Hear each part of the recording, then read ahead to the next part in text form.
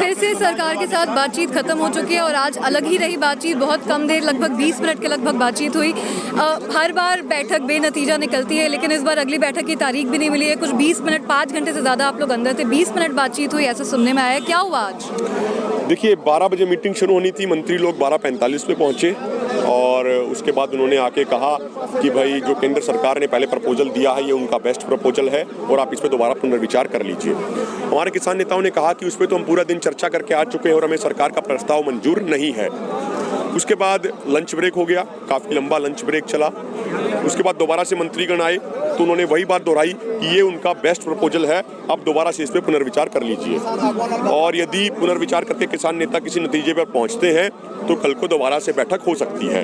अब संयुक्त किसान मोर्चा एक लोकतांत्रिक संगठन है, हमारे सभी किसान नेता आपस में चर्चा करेंगे, विचार विमर्श करेंगे और उसके बाद जो भी नतीजा होगा वो मीडिया के बंधुओं तक बता दिया जाएगा। इसके पहले जो प्रपोजल दिया था कि हम लॉ को होल्ड पे डालेंगे, फिर हम कमेटी बनाएंगे, उसको तो आप लोगों ने रिजेक्ट कर दिया है। अभी सरकार ने भी बोला है आपको कि कोई नया प्रपोजल सोच के आइए, क्या लगता है क्या? नहीं, सरकार ने ये नहीं कहा कि आप कुछ प्रपोजल सोच के आइए। सरकार ने कहा है कि सरकार की तरफ से बेस्ट प्रपोजल है, आप इस पर दोबारा से पुनर्विचार कर लीजिए। अब हमारी सीनियर लीडरशिप है जिनको कई दशकों का अनुभव है, तो वो सभी पहलुओं पर चर्चा करेंगे, आपस में विचार विमर्श करेंगे और जो नतीजा होगा वो हम। मतलब पुनर्विचार इस प्रपोजल पे होगा? नहीं, मैं ये नहीं कह रहा हूँ कि पुनर्विचार होगा।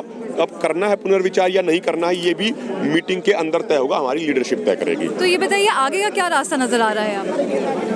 देखिए, हमारा तो हमने पहले से ही तय कर रखा है। 26 जनवरी को हमारी ट्रैक्टर परेड होनी है, दिल्ली के अंदर परेड होगी।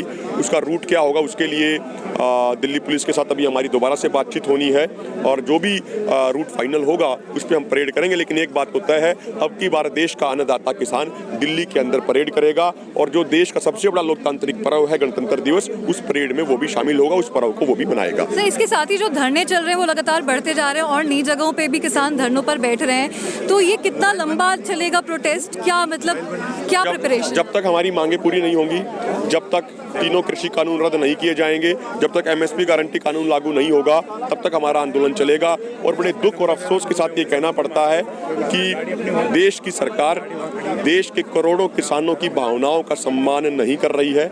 जब देश का अन्नदाता इन 3 कृषि कानूनों को नहीं चाहता तो क्यों इनको जबरदस्ती थोपा जा रहा है? जब देश का अन्नदाता MSP गारंटी कानून चाहता है तो उसको क्यों नहीं दिया जाता है? 150 से अधिक किसान शहीद हो चुके हैं, लेकिन सरकार को उससे कोई फर्क नहीं पड़ रहा है। सरकार अभी भी अपने घमंड के उसमें नशे में चूर है।